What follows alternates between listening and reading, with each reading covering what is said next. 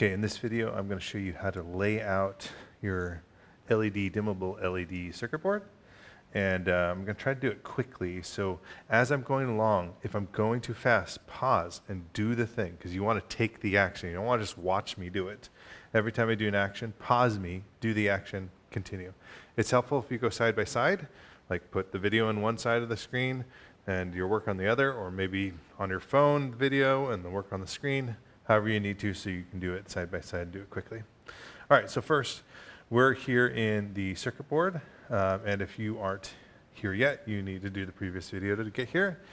Once you're here, we're going to resize this circuit board for this application, and so what we're going to do is first understand this like grid system. So I'm going to go up here to the grid. It's right there. Click on it. The default of this grid, wow, nice, smooth. Come on, grab this. Is in mils. Mils is 1/1000th of an inch. It's how we measure the thickness of like paper or things like that. So it's real thin. That's because electronics can get really precise, and so oftentimes talking about them in mils means that we can talk about them in whole numbers instead of decimals. However, you can change this to millimeters, inches. So 50 mils would be 0.05 inches. And also micrometers, but I've never used that one. So I'm going to keep it in mils just to keep the numbers like whole numbers, but know that that is 1/1000th of an inch. It's quite small. And then down here where it says size, 50 is fine for this project, but for most projects, you're going to want to go down to 10 mils or 0.01 inches, 1/100th of an inch. And that's just because it gives you the level of granularity where you can be really precise, but it's not so much that everything isn't, you can't line things up, and it's nice to be able to line things up. So that's what I've been using for over, well, almost 2 decades now. Okay, so I'm going to click OK here.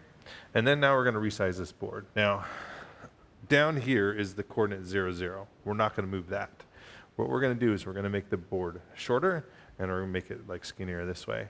And so if I right-click on this top yellow line and go to its properties, it'll give me the XY coordinates. Now, I could kind of walk you through that XY coordinate system, but it's basically giving you X and a Y here for each side of that line. And if I want to move the whole line down, I need to move both Y coordinates. And so you can tell which ones they are because they're identical. Because it's a horizontal line, they're identical. So I'm going to change this down. We're going to go down to, for now, I'm just going to do a clean 1,000, which is 1 inch. Okay, it's going to make it nice and skinny. Then I'm going to zoom out, grab this end, right-click on it.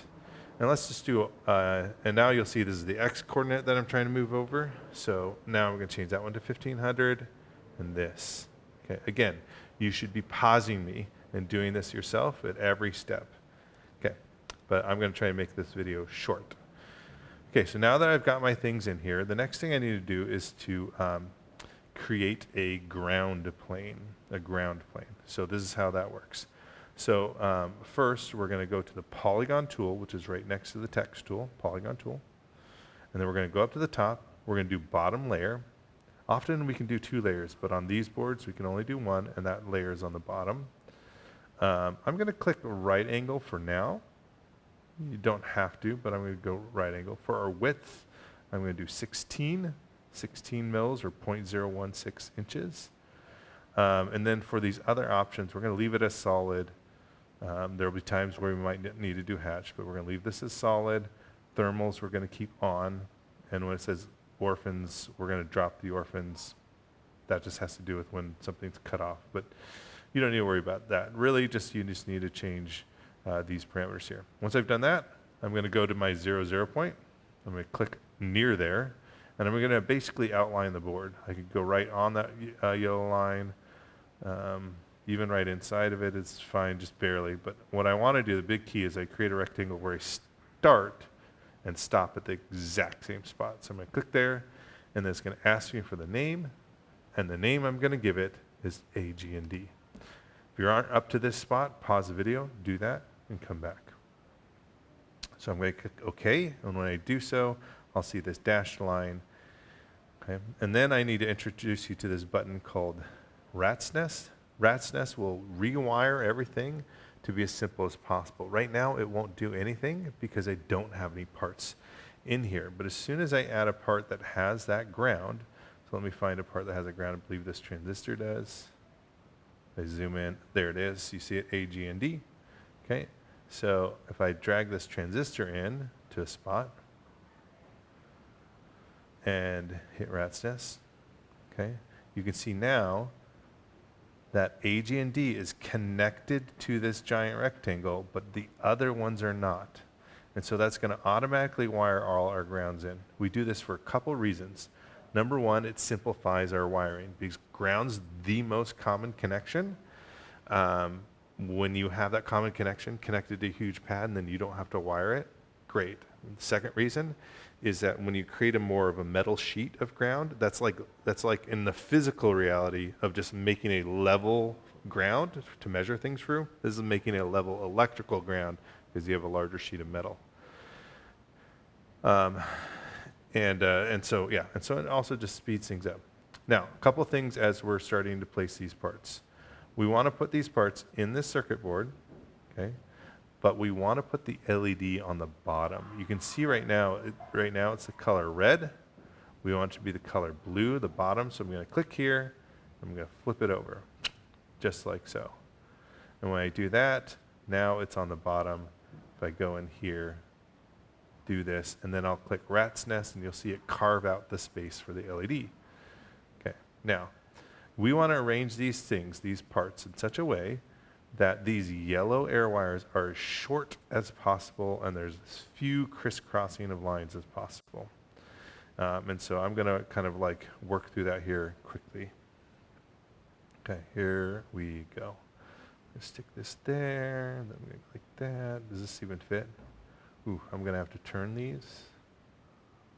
That means I'll have to turn the LED. Who cares if my resistor goes slightly off the edge?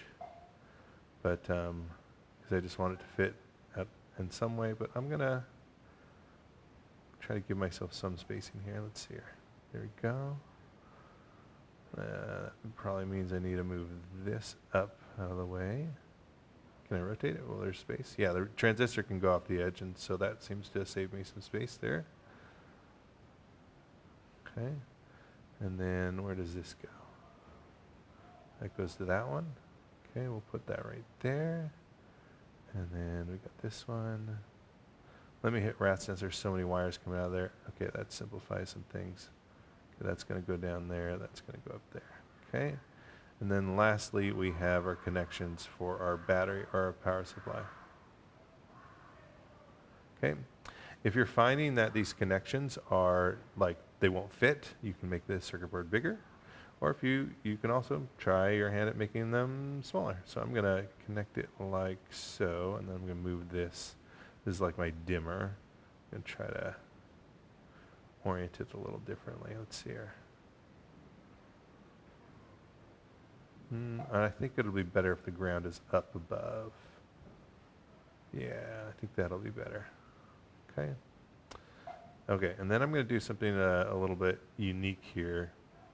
This is where I want to wire in. Anytime you have 9-volt battery wires, it's nice to have some holes to route the wires through, then to solder so they hold in place, and so that if the 9-volt battery gets pulled on, it doesn't break the wire. And so to do so, I'm going to just create a two drill holes. So here's the hole. And I don't know if this is the exact right size or not, but it's going to be large enough for a wire. And so wires are pretty thick, so I'm going to go maybe there. No, I think I need to go to 50 mils. Okay. And then I'm going to go ahead and maybe drill a hole right there and another one right there. Actually, you know what? I take that back. Let's go this way, and then we'll rotate that. And then that way, I think I have room for an even bigger hole. So I want to make sure it's big enough. So I'm going to put a hole right there, and then another one right there. And then I'm going to rotate this like so. Okay. Okay.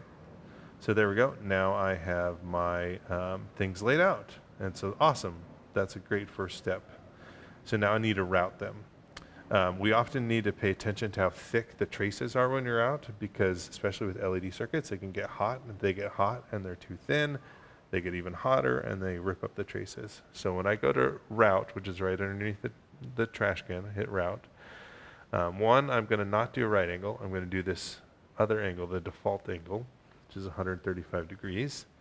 And I'm going to change my width up to like 50. I want some thick traces on here. Okay.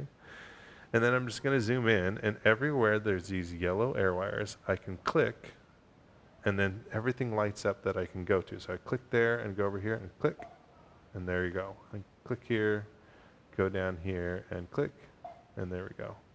Okay. I'm trying to do it in such a way that I don't cut off my ground symbol. So I want to make sure that my, that I can still route things here. So let's go up here. That's going to go to there. This one's actually can be skinnier, so I'm going to make this one, because this is just a signal. It's not carrying any power. So I'm going to make that one skinnier. It's going to help me out later, but not the other ones. And as I'm doing so, you'll notice that it doesn't carve out the spot until I come over here and click Rat's Nest. Okay, and then I'm going to do so right here.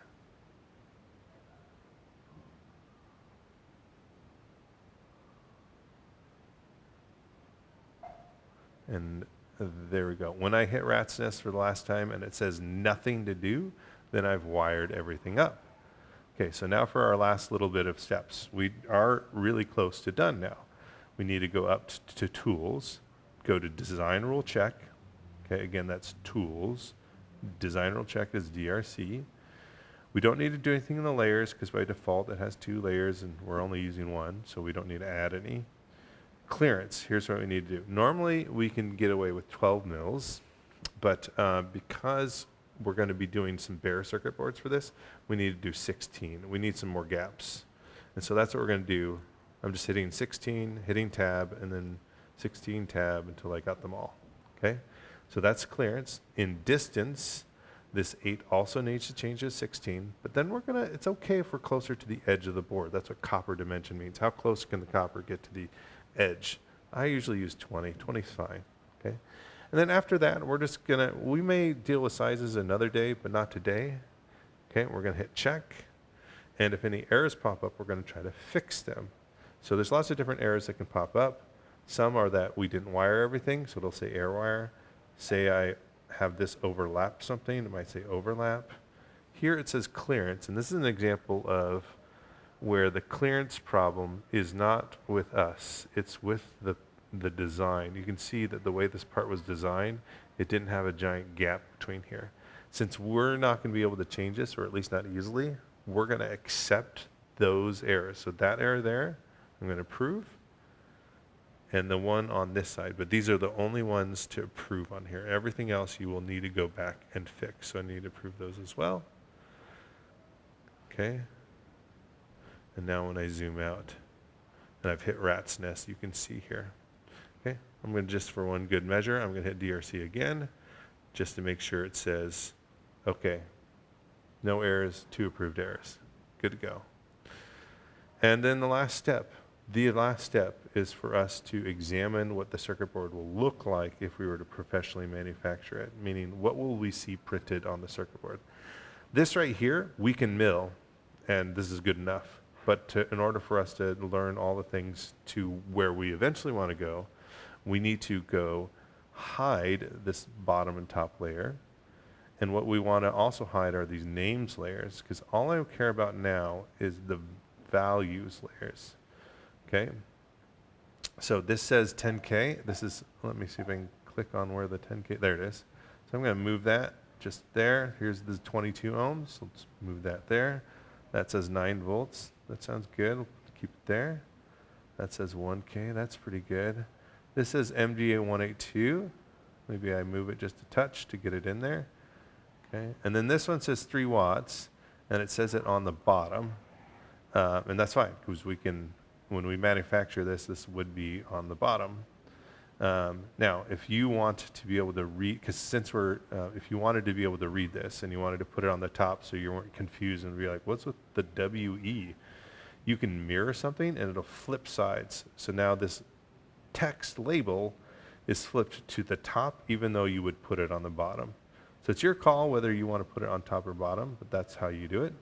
And then now, here we are. We've got a completed circuit board. We just are going to save this circuit board. And I do want to mention a couple of things about these files. It will save locally, so you should save to your OneDrive and use a folder. And there's two files. There's a green one that's the board file, and the red one that's a schematic file. And they both work together. If you open up one and close the other, then they can't talk to each other, and that can create real issues where you might have to start over again because there's a lack of sync. So when you open up one, it will ask you if you want to open the other, or it will just automatically load the other, and you want that. You want them both open at the same time. You also want them both to be named exactly the same. If they're named differently, then they won't open up at the same time. So basically, you want to treat them as if they're the same file, just two halves of the same file. So they're saved in the same location. When you go to upload them to the assignment, you upload not one, but both. Okay, so you treat those two files as if they're one. If you just use the one and not the other, then you have not done a complete system, and you'll have issues, potentially having to start completely over from scratch. All right, and with that, all you need to do is upload those files to the LED dimmer project, and you're done.